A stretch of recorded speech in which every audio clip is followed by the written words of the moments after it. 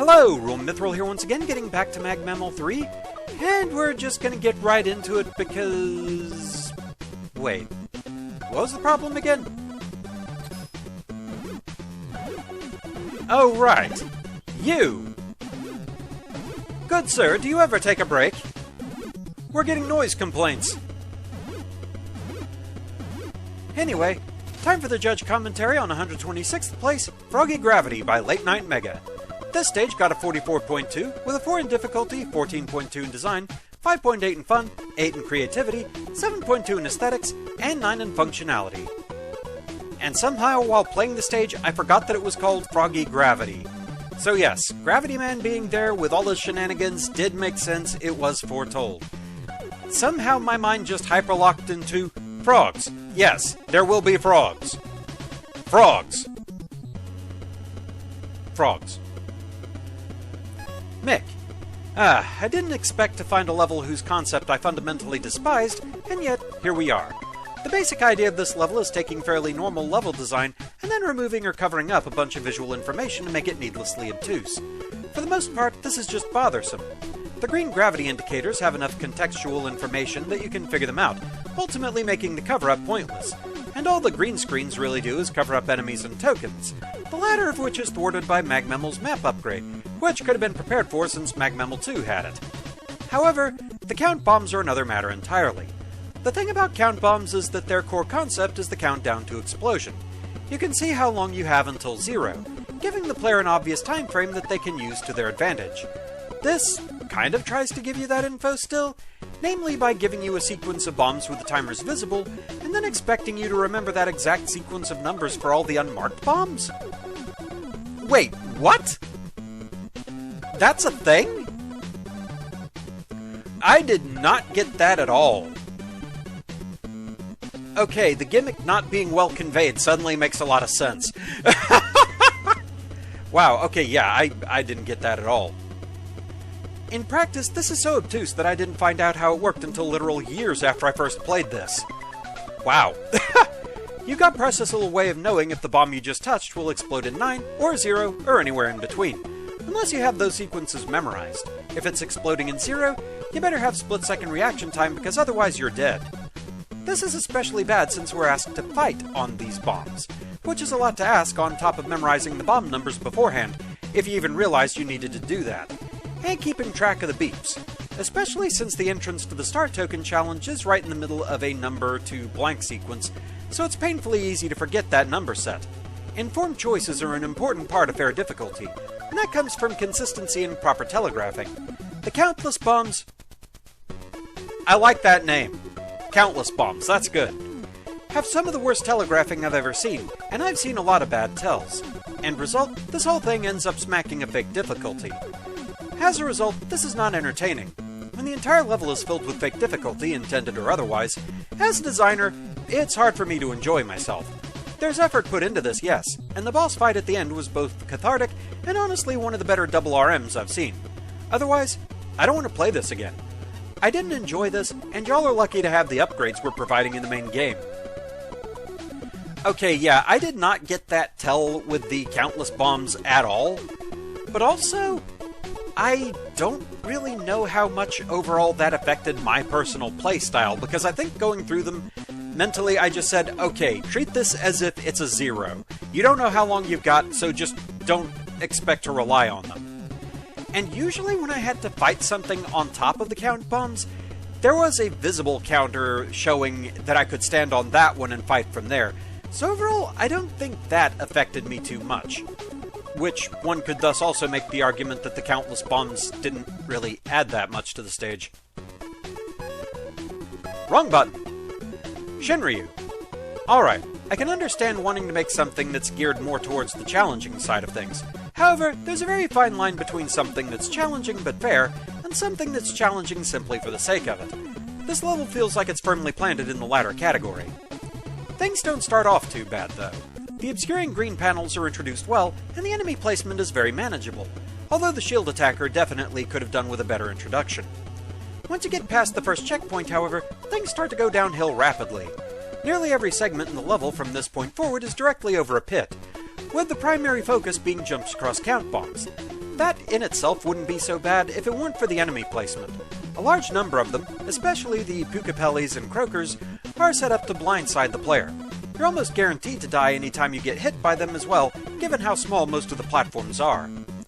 All of this makes for a very frustrating session of trial and error, which really isn't helped by the fact that some of the timers on the count bombs are either obscured, or just flat out don't exist. I guess it could be argued that not being able to see the timer for these adds tension to the platforming segments, and while I can definitely see it, I don't play Mega Man to be stressed out. Unfortunately, stress and frustration are most of what the invisible timer segments here bring to the table. The double boss fight against Gravity Man and Toad Man at the end doesn't make up for the previous faults in the stage either. At best, it's an annoying fight that takes a while if you're doing it Buster only, or you could just breeze through it with Spark Chaser like a sensible person. Overall though, it's still one of the lesser evils this level has to offer. Patchy. The frog is coming. Obstruction. I cast total tongue awareness. Obstruction gimmicks, huh? That's a risky thing to design your stage around because they can easily lead to some unfair situations. While unique, I feel this stage would have been better off without them. They often don't add into the level design, and when the foreground obstruction is used, could easily replace it with a background indicator for when gravity gets flipped instead. Naturally gonna hide the tokens in some of these foreground walls, right? It could have been way worse, I guess, but, yeah, honestly, it definitely could have been worse. Like, I stumbled across all three of the ones that were hidden that way. The only one that I feel like I could have definitely missed would have been the first one, where you had to go left at the start. Because I don't usually think to go left when it looks like a solid wall there. The fact that I had the tell from the skip teleporter room definitely helped, but I do think seeing the obstructions later on might have clued me in to where, maybe I should go check that. But either way, I did find those three, but afterwards I was hit with a feeling of, okay, I have to have missed something behind one at some point.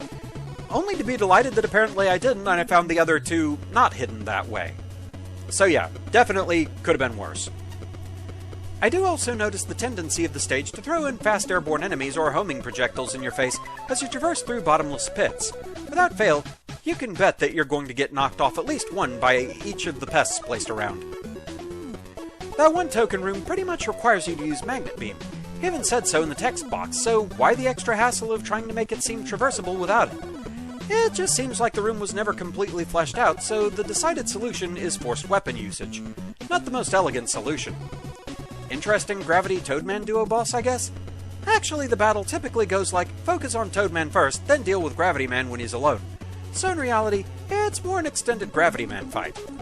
Also, one extra tile of Toadman's chamber gets cut off after winning the battle.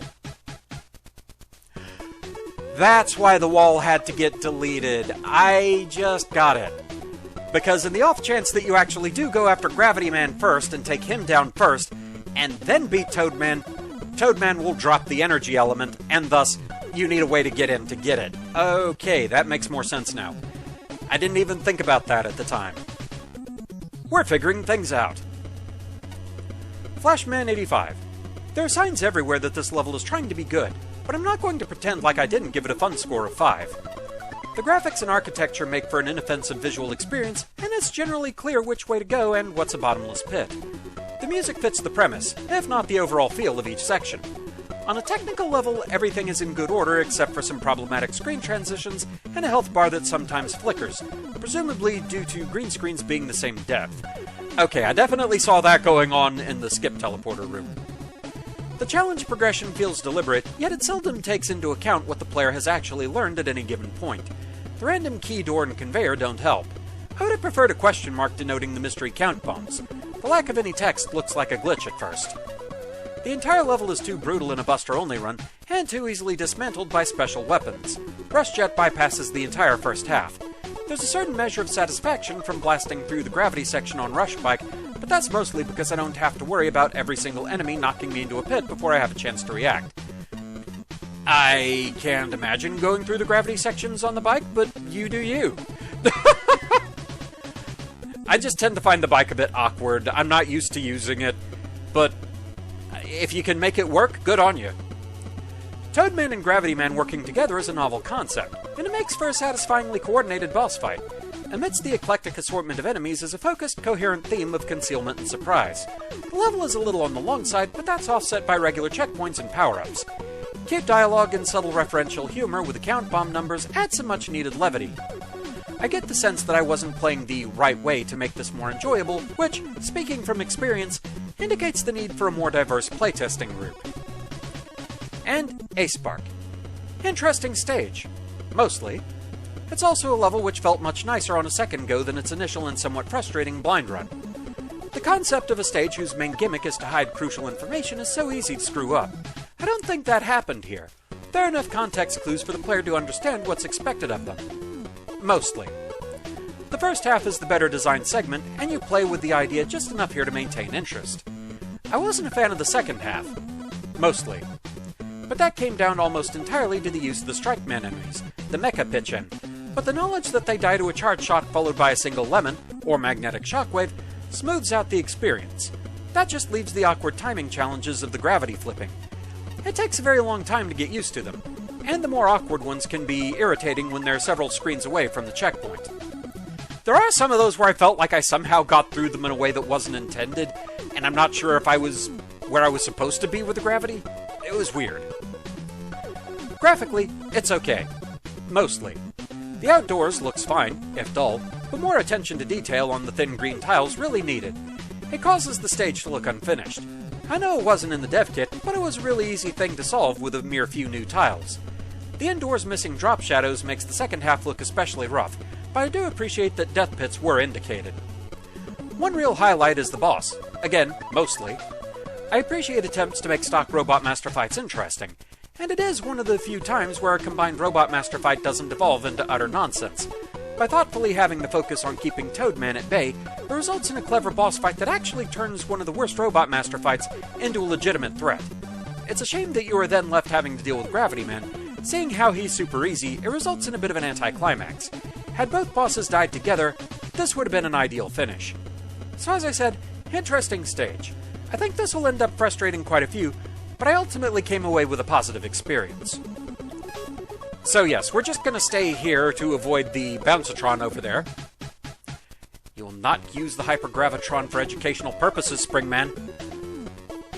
So yeah, overall, I had a better time with the stage than I was expecting. Again, skip teleporters, they do cause a bit of panic in me. But honestly, this stage wasn't really that bad. And I do think the end boss fight was kind of a highlight for me. It was an interesting combination. It does have that problem that, yeah, once you're down to just Gravity Man, he is really easy. But the lead up, fighting both of them at the same time, is interesting, and Gravity Man, unexpectedly, makes a pretty good ally for Toadman just in how often he gets in the way of your shots so that he can get Rain Flush off. So, from that standpoint, it actually works pretty well. Overall, the concealment gimmicks, they weren't too intrusive.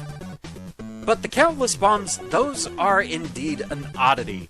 Knowing that there was supposed to be a tell for them, honestly just makes them even more mysterious. But yeah, like I said, I was just treating them all like they may as well have been zeros, and so I don't think they really had much of an effect on my playstyle. And so, at the end of the day, I really don't know how to feel about them. Like, I don't think they're necessarily a bad thing, but I don't think they really added a lot.